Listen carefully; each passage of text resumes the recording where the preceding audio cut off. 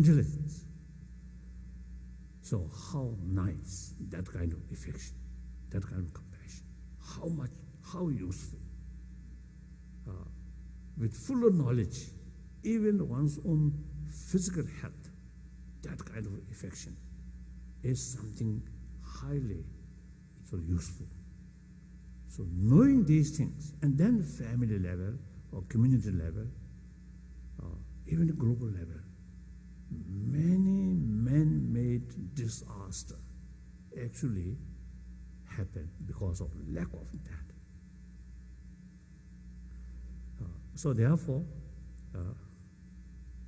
now here I think the topic, compassion, is pillar of the world peace. So the genuine peace must come through inner peace. Without inner peace, a genuine, lasting world peace is impossible. Sometimes it's peace temporarily out of fear. Sometimes happen, but that's not real peace. During Cold War, the nuclear weapons, both sides ready to shoot, and because of fear, and what you call deterrence, you see, brings some peace. But that peace out of fear, not genuine peace. But genuine peace must develop out of compassion, out of love. So love and compassion brings inner peace. So through inner peace, genuine lasting world peace is can be achieved.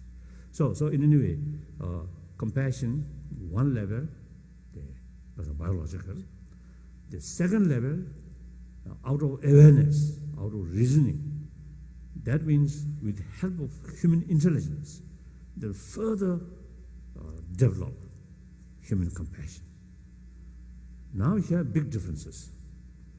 The first level of compassion is very limited and also biased and oriented others' attitude. So that kind of compassion can go only your friend. Those people who kind to you. And that kind of limited, biased compassion is you cannot extend towards your enemy or neutral people. Particularly enemy, instead of compassion, but wishing something bad for them, or anger. So now, through using our intelligence, reasoning, and awareness, benefit of compassion, or necessity of that compassion for because of every aspect, then deliberately try to further develop, extend. Now that not oriented others' attitude, but rather person. In case of human being, towards the person. Animal as well is a disregard their because of the appearance or their attitude, but keep genuine sense of concern for their well-being. So that's unbiased. And also not mixed with attachment. Attachment towards your friend. Attachment cannot go towards your enemy. So the second level of compassion is unbiased and also objective. The previous one, this person very kind to me, so I love them. But second kind level of love is even enemy, very, very harming to you, very negative to you. However, these also human being, a human case, human being, or sentient being, they also deserve love. And also with knowing when enemy created some irritation, anger, even increasing that irritation. When other one, you see, irritated to you, if you try to deliberately keep compassion to them, then, you see, your own mental level will not cause of that much agitation, even agitated at the initially. But remember, these also human beings, how ignorance, how sort of also pity. Then you see your mental side much more calm. You gain much benefit. Because of others' attitude, if you lose anger, hatred, that anger, hatred itself will not harm on them. But immediately, hatred, anger immediately destroy your inner peace. And days and weeks go continuously, very bad for our health. So knowing these things, deliberately try to keep compassion towards your troublemaker. That we human beings can do. The other species of mammals, we cannot do that. So that's one human sort of greatness. So our unique sort of good thing. So that, I think all major religious tradition, talks about love and compassion. I think that level. So more precise sort of, because analyze, then there are variety of love, compassion. So basically, I think all. Now, for example, according theistic religion, one time, my Muslim friend, he mentioned to me, a Muslim, a genuine Muslim practitioner, must extend love towards entire creature of God, Allah. So there's a reason. So same creator, entire human being and entire sort of world, according to that belief, created by God, one source. So God must be some reason to create these things. And our enemy also created by God, there must be some reason.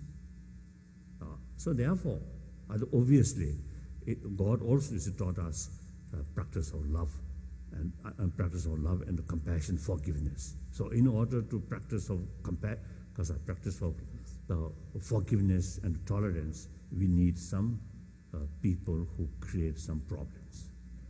So God deliberately created that. So you see, thinking that way, you can extend genuine love, respect towards your enemy.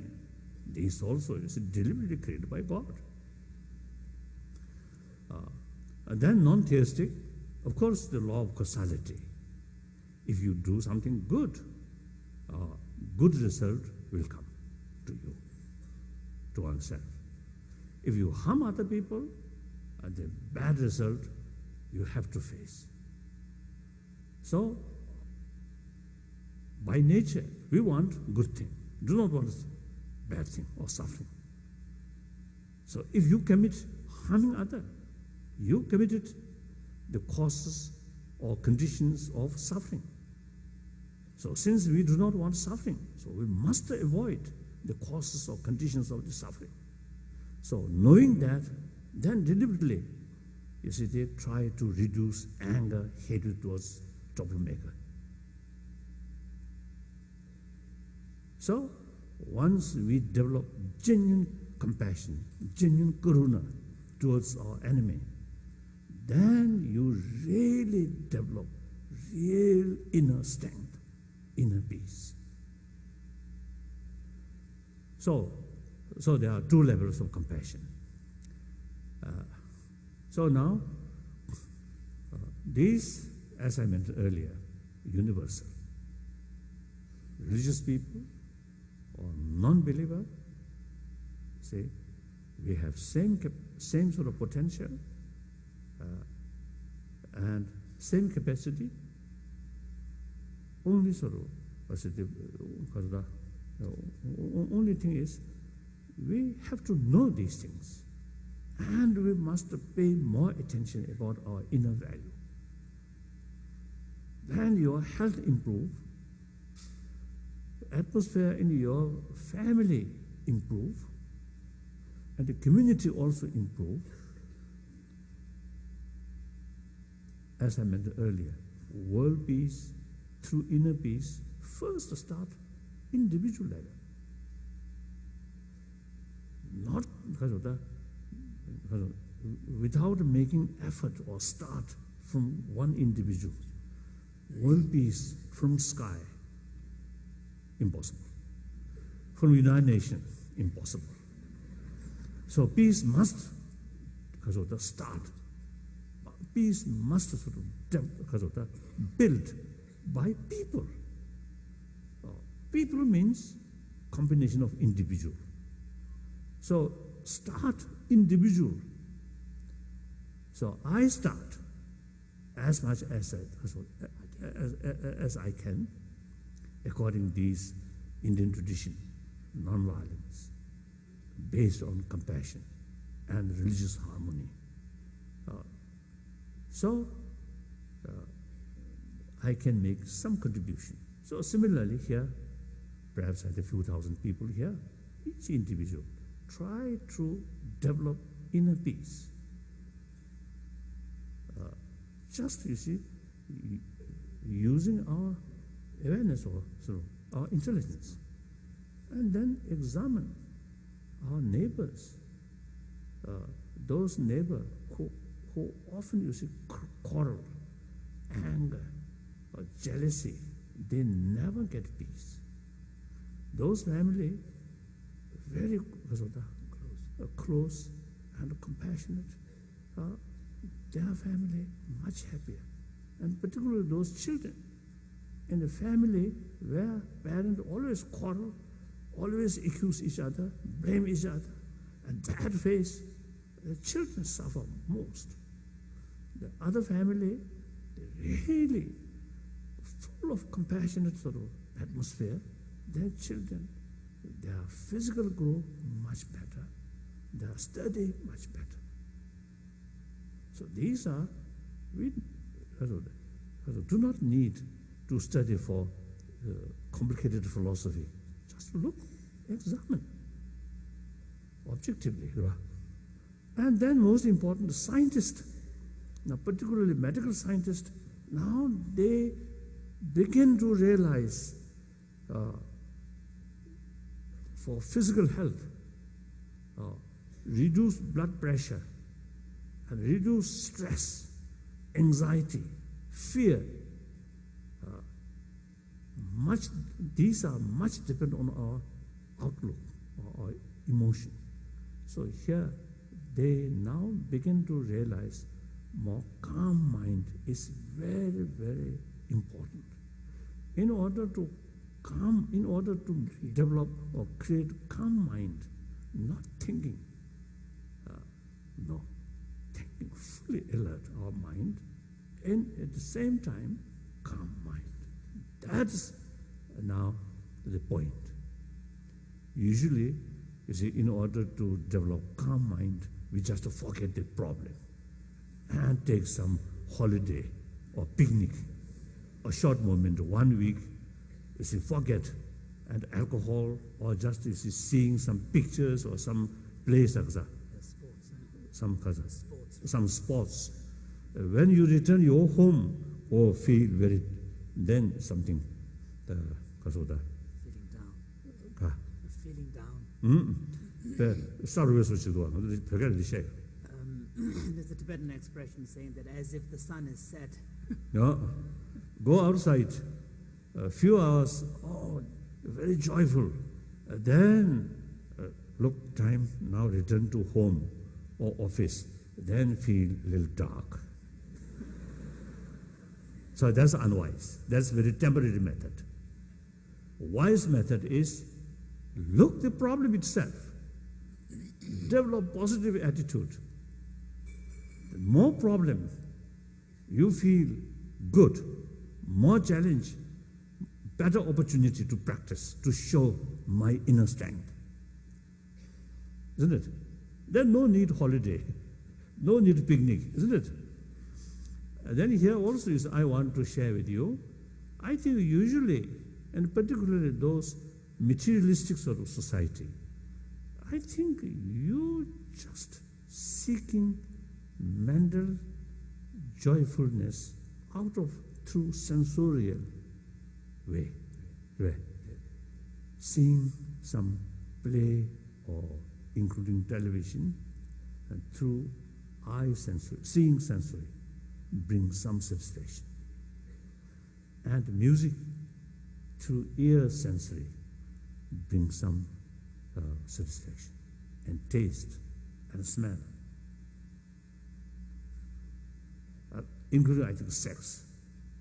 You see, through sensorial level brings some inner satisfaction. So these sins, you see, that kind of sort of inner sort of joyfulness entirely depend on external means. Very temporary. Other hand, thinking reality and thinking about compassion, more familiarization, meditation. Meditation means familiarization. Of course, meditation, there are a variety of different kinds. One we call samadhi, single-pointed mind, meditation. Another, analytical meditation.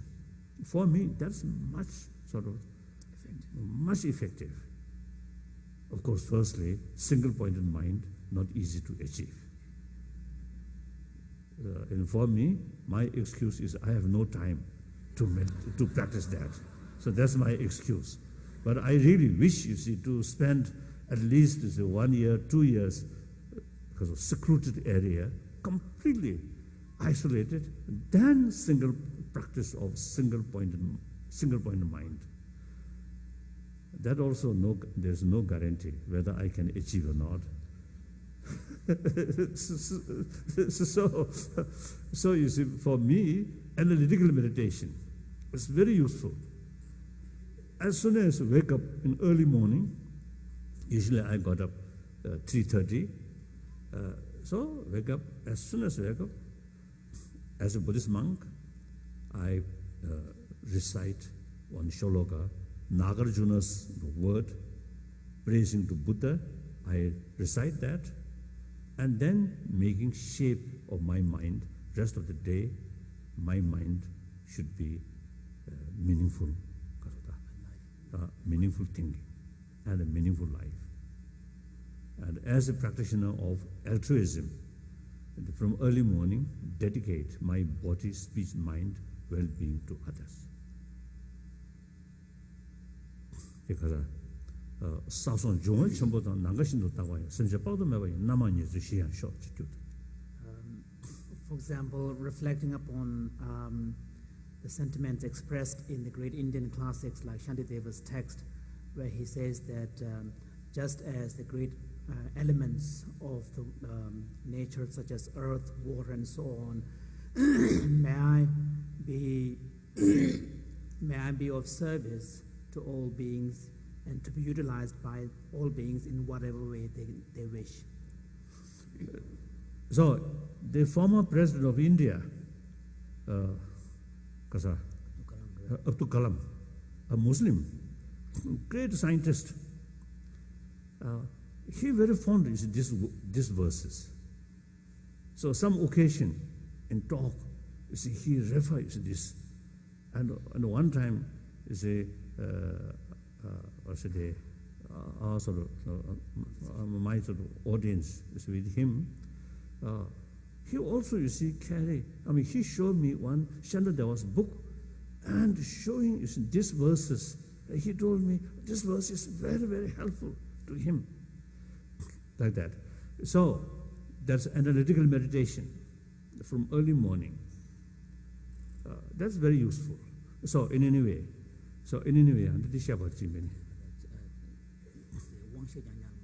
so through training of mind, mainly analytical meditation, knowing the reality, knowing the fact, and from the fact, from the reality, what's